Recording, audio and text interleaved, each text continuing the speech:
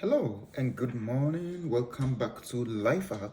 This is another great opportunity to share information with you. If you have not been part of this family, please do well to subscribe and be part of this family. We share information to help you move abroad, being it Canada, United States, UK, and some other countries that we have information on. Today's video, I'm going to explain or tell you some of the reasons your student visa may be refused in Canada for Canada student visa. Recently, IRCC contacted me, and then they needed to get some information from me, or like it's a study, like they are doing a research study on some of their processes so that they can make changes to it. And then I was fortunate to be contacted so that I can also share my view. So if you are watching this video, and then I guess they random, I don't know how they picked me, but if they contact you to share your thoughts on anything, please do well to accept that invitation and then speak to them, tell them what you think things should be done, because we need it. So we need to tell them. And then it's not free. I had a 30-minute section with them, and then they paid me. It's not anything big, but it's worth the 30 minutes that they paid me. And then the most important thing is I was able to tell them some of the things that we applicants also think they are doing wrong, and then or what they need to do to change. So, well, it's a research. So I said most of the things that, especially those of us from Africa, that we are looking at in that session with them. So if a lot of us participate in this research section with them, and then they get to know, they may make some changes in the future. So I'll go through some of the few things that we spoke about. I'll be very glad I could have shared everything, but the rules was you can share the information, but you cannot show any screenshot, any videos, any pictures of what we are discussing here. You just listen for a proof that I really did this with them. First one is that your participation is voluntary. So if you need to stop or leave or take a break at any time, that's okay, just let me know. The second thing is that your participation is also anonymous. So we do not capture any of your personal information today, and this will not have any impact on any of your current or future applications with IRCC because we're just on a research team. And the third thing is for compensation. If you consented to being compensated when you booked the session, you should receive the Amazon Canada prepaid electronic card within 30 days, and that will be in Canadian dollars. Okay, and so something to keep in mind for today, as I mentioned, I'm going to be sharing my screen with you in a bit. And just something to keep in mind is that what we're looking at today are just ideas. They're not final. So what we learned from this session is going to help us make changes to improve them. And so if you want to talk about this session with your family or friends, that's fine. I just ask that you please do not share any pictures or screenshots of what we're showing you today, because again, nothing's final. Does that sound okay? So that is it. So you could see, it's real. I had some compensation. I've not even used it yet. But if you heard her, they need this to improve. So the session today was basically on student visa, the reasons why. So it was like they were asking me question, why, and then how do I think they made a mistake or something like that. I did my best to explain everything to defend applicants. So we hope that what they heard others say the same, and then things changes. So one of the purpose is that your visa, student visa, could be denied because when they read your application, it wasn't inconsistent with a temporary stay given the details you have provided in your application. So if the details you provided in your application is not, or that doesn't show that you want to only study and go back to your country, your visa could be denied. Your visa could be denied. And then all this one, it depends on the person, the visa officer working on your application.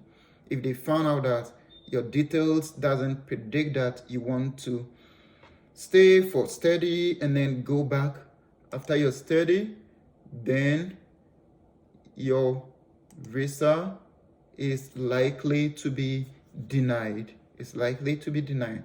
Another thing that we came out with is you do not have significant family ties outside Canada. So I always advise that if you are putting in your application, it's better you don't use the family ties you have in Canada. Because the reason is, if you have a family tie in Canada, then there's the possibility that you are not going back after your studies. But if you have family ties back in your home country, then the possibility that you'll be going back after your studies. So you see, the first one was the details of your application show that your intention is not to temporarily stay in Canada, but you want to stay permanently. The second one is that you don't have significant family ties in your country. So make sure that in your application, you show a lot of family ties in your own country. Desist from family ties in Canada. And this will work for both visitors and then students. So this is very, very important, that something that you need to take note of.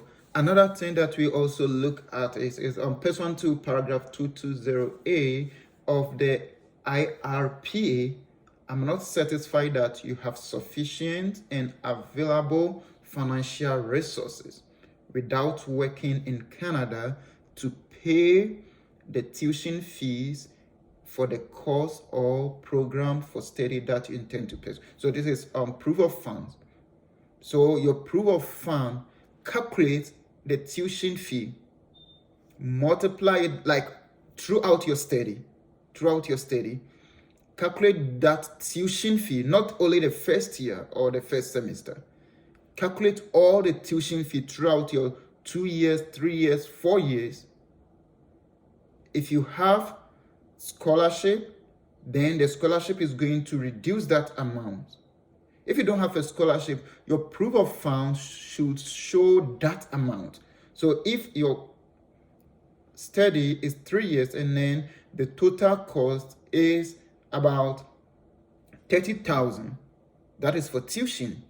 Check your accommodation and other expenses, add about 20,000 to it, 50,000. This is just an example. I know these high figures.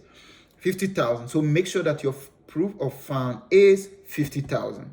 That is where this one will not be a problem for you. So if your proof of fund is not that, because if you are a student, you are not guaranteed work, though you are allowed to work, but that is not a guarantee that so far as you enter Canada, there's a work for you to do and then you are going to be paid.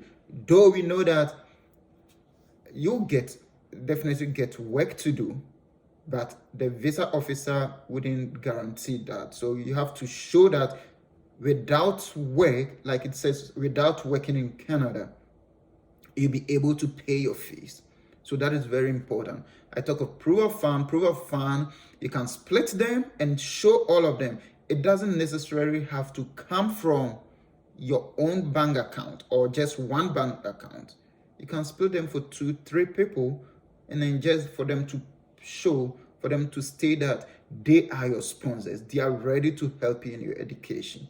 So you can put those money together to help you. So this is something that we look at that was very, very important. That was very, very important. So proof of fund. And then they talk of another one, the same thing. Pursuant to paragraph 202C of the IRPA, I'm not satisfied that you have sufficient and available financial resources without working in Canada to pay the cost of transporting yourself and any family member who are accompanying you to the country. So it's the same proof of fund.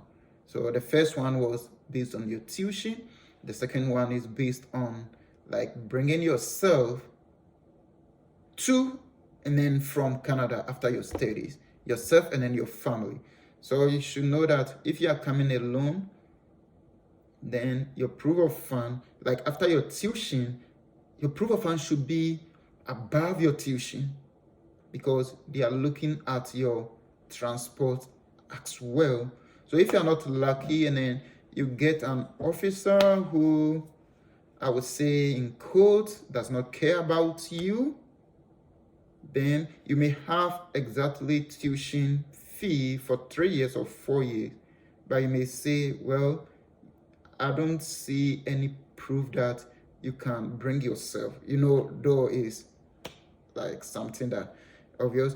I spoke to them a lot about all these family ties, all these proof of funds, and well, I remember on the family tie, I told him, that was a lady. I told her straightforward that nobody want to stay here forever.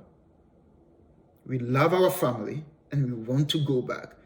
So nobody will deny their family and come here. So we still love our family.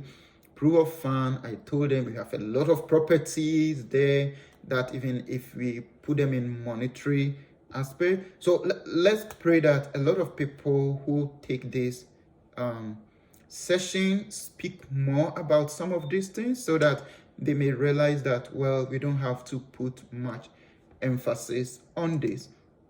Okay. So it's very, very important. It continues to talk about all the same proof of fund. So the proof of fund is very, very important. It said that where you talk of the asset, your income or asset to carry out your stated purpose in coming to Canada or to maintain yourself while you are in Canada and to effect your departure. Your asset and financial situation are insufficient to support the stated purpose of travel for yourself or any family member accompanying you. So this is very important. This is very important. For the proof of fund, they have at least 3 reasons to deny you based on your proof of fund. They check your tuition, they check your transportation, your cost of living here, your assets. So your proof of fund, after showing them a bank statement, put some assets today. Building, land. I think that would be a good asset that you can put there that you have. I spoke of, like, if you start a little business back home, please register it. That could also be an asset. And that could also be a tie to your home country. So I think this is it. I'll end here. There are so many I'm ready to bring to you this summer period because I'm on a break now, so I have more time for you. Stay tuned with us. If you have not subscribed, please do well to subscribe and be part of this family. Share this information to others. Now, the gateway is open widely, especially for students. So don't waste any time. Apply to Canada to study now. It is easy now than ever. We don't know what behold us in the coming days. These are politics, policies. Anything could change anytime a government could come and say, no, I don't need any immigrants in my country anymore. So now that we have this government opening up a whole lot of way for immigrants to come into the country, take this opportunity. Do not wait till the gate is closed. I don't know, but it will never open forever. It will never be open forever. And then the government, I don't know. I'm not into their politics, but the government cannot stay there forever. Obviously, there will be a change of government along the line. And if a change of government comes, all these policies might change. So use this opportunity. If you have not subscribed, please do well to subscribe. If you think what I'm doing is helping you and others, subscribe, like, and share. See you next time. Teachers, wait. Videos are coming up on your way to show you how to get the J1 visa to the United States. See you next time. Bye.